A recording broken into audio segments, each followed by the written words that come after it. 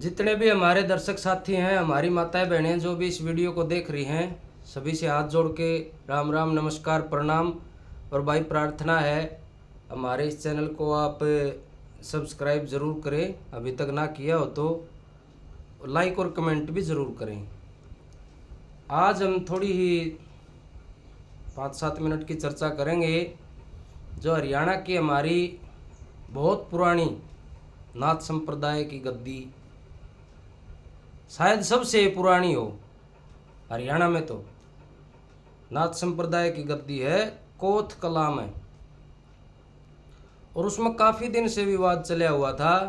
वो महंत सुखरायनाथ जी और जो जो वहाँ के सरपंच है कोथ कला के, उनके बीच में वो दो धड़े बन रहे थे उनके।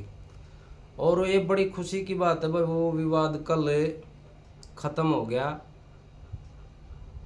हमारे पूजनीय आदरणीय बाबा बालकनाथ जी ने उस विवाद को सुलझा दिया और वो ठीक कर दिया। बाबा जियों का भी बयान मैंने सुना तो वो सही था कि मतलब कल को कोई गलती वो होने लग रहा था, वहाँ पे कोई अनहोनी भी हो सकती थी, क्योंकि भाई वो बेरा ना पटे अगर समय का किसके साथ में के बीत जाए।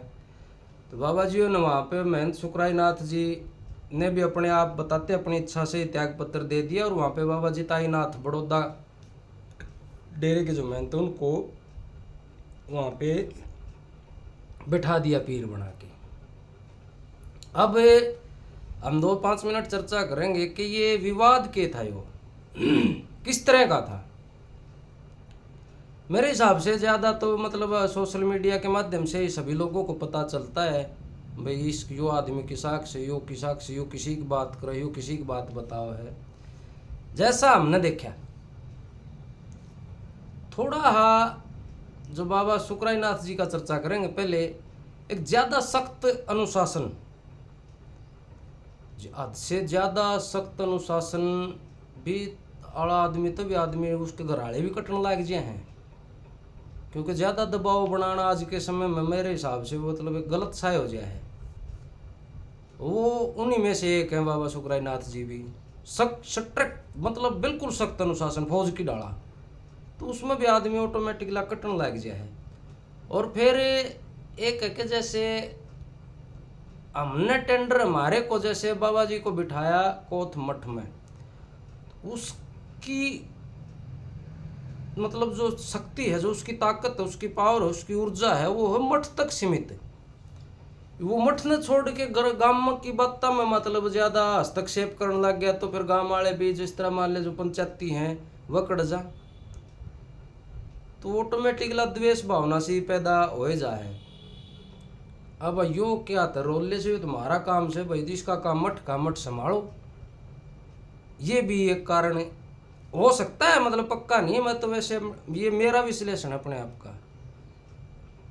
दूसरा मतलब हर चीज में वो रखना ज़्यादा सख्ताई, मान ले को डेरे में ऐसे को दारू पी के आ गया, एक तो सुनो कह दे भगत जी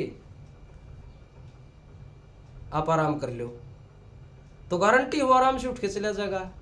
अरे कुछ करो के मार साले को, भगा इसको यहाँ से क्यों आ गया, तो वो दारू तो इब पी रहा है, वो सवेरे वो ठीक भी होगा, उसके पीछे परिवार भी है या क्या पता किस तरह का आदमी है। तो ये एक नाथों का मतलब बाबाओं का ये कौन के खाम खा का पंग्या में पड़ना ज़्यादा अकड़ स्वभाव। और दूसरी बात अपने तो भाई टेंडर है अपने पे जड़ जिस चीज़ का ही सारा देश से सुधरे को ना, सारी नगरी किसी से भी को ना सुधरे।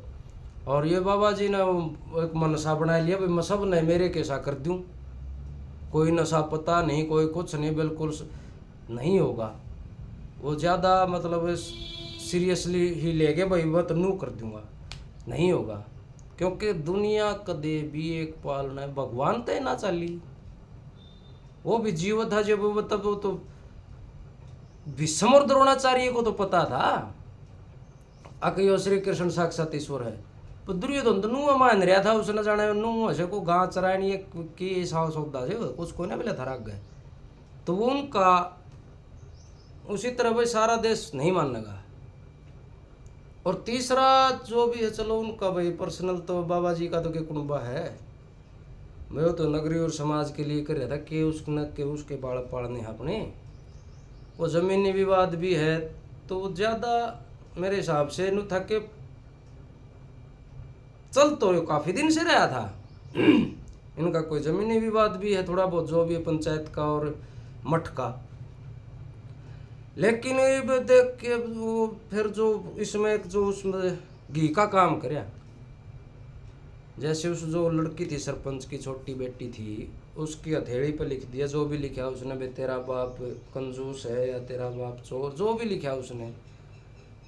उस छोटी सी बात ने इसको इतनी हवा दे दी इस केस को कि वो एक नाक का सवाल सा बन गया।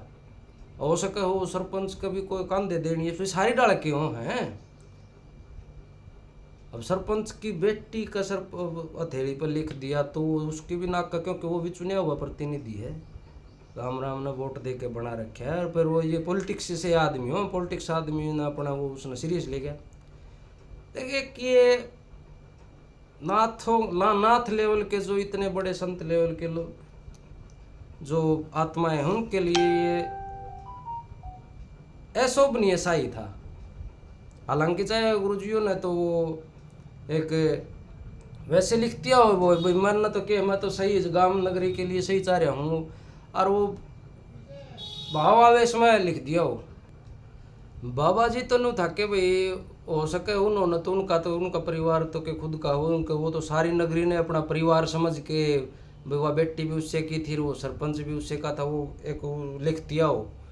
लेकिन वो बात कहीं ना कहीं वो भी इसका कारण रही है कि भाई वो बात अगले करके रखितला, क्योंकि जब तक बोल स्वभाव है ना आदमी का किसी का भी, इतना तो चाहे आप उसको कुछ भी कह दीजिए सब चलेगा।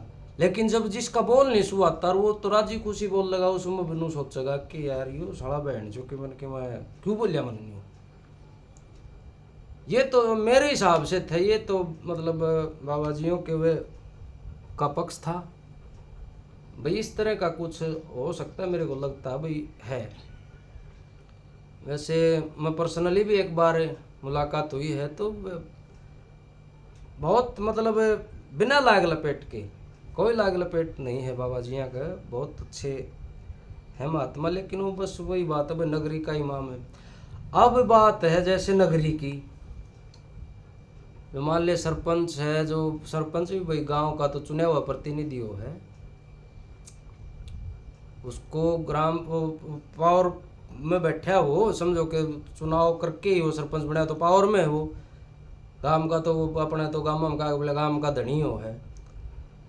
उसके भी कहीं ना कहीं ठेस तो ये आवे है कि वो जब वो उसकी लड़की के लिख दिया तो उसने भी वो इज्जत और नाक का सवाल बना लिया कि यो तो यार बैठ तू तेरा के जीना है, फिर गांव का माल लिख तू। यह तो दादा ने भी देखो एक रागनी में कह रहा कि इस दुनिया के रचने वाला सबका खाल्य कोश है, और उस तक नीचे राजा का दर्जा जो राज का पालक कोश है।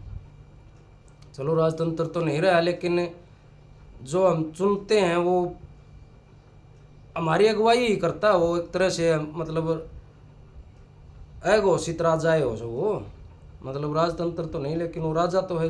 चुनाव करके हमने जिसको प्रधान बना दिया, और उसके साथ में ऐसा हो तो वो उसको पिंच दिमाग पर सीधा दिल पर चोट लगी, और कुछ फिर और कंधे भरनी आगे। कुछ विवाद पहले से भी चल रहा था, उस विवाद को पूरी हवा दे दी, और फिर वो सारे वो आधा पक्ष उस तो बढ़ना हो गया, आधा देश उस बढ़ना, क्यों बाबा जी को भी चाहने वाले हैं, और भाई पंचायत तो गांव तो राम हो से उनको भी चाहने वाले हैं, उस पक्ष को ज़्यादा हवा मिल गई। लेकिन बाबा जी ने भी ये सोच लिया था कि जिस तरह मान ले, एक तो है चाहना भी मेरे आपके विचार मिलते, आप मेरे को अच्छे लगते हो, और एक है श्रद्धा और भक्ति। जैसे बाबा जी को चाहने वाले तो थे, इसकी विचारधारा को मानने वाले तो थे, क्योंकि वो बाबा जी सही कर रहे थे नशे पताड़िया खिलाफ या और भी जो भी था। लेकिन श्रद्धालु और भगत नहीं थे। श्रद्धालु भगत तो इनके थे, देख ली बैठे सिरसा डेरिया में जा जाके हसार भी जहाँ रामपाल की पेशी आओ, जब वो नहीं थे। और भाई गांव में देखो सरपंच है चाहे और भी है, विवाद देखो पंचायत कोशिश करे है भाई जो कुछ भी हो भाई हमारा उसमें अंडर तय हो, हमारी उस तय हो, फिर नहीं तो हम बनाए क्या खतर थे। तो यो पंचायत के हिसाब किताब में आकर के सरपंच ने भी भाई फिर वो गांव का कुछ न कुछ वो माहौल इस तरह का हो गया भाई, वो सब एक में तो फिर वो बोझा बोझा बैरी हो जाए बोला। लेकिन ये बहुत अच्छा होया है, बाबा जी ने इस्तीफा दे दिया वहाँ से और नए पीर को गद्दी पे बैठा दिया।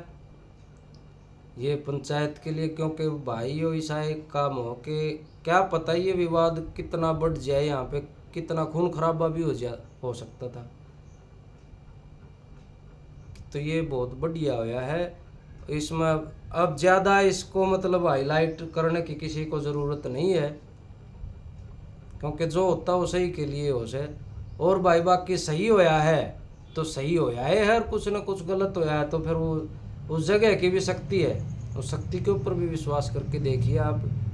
दादा काला पीर की समाधि वहाँ पे, जिन्होंने उस मठ को बनाया, उस नगरी ने उस मठ को पालन पोषण करने में साथ दिया, तो वो शक्ति भी है। जब सारी नगरी माना तो शक्ति का भी इंतज़ार करना चाहिए। बाकी ठीक होया जो कुछ भी होया, इसमें सारे नाथ समाज और सारा नगरी धन्यवाद की पात्र है। और बाबा बालकनाथ जियों का बहुत बहुत धन्यवाद है। ये विवाद मिटना तो पहले, लेकिन आज मिट गया तो भी ठीक ही है। आप सभी का बहुत बहुत धन्यवाद।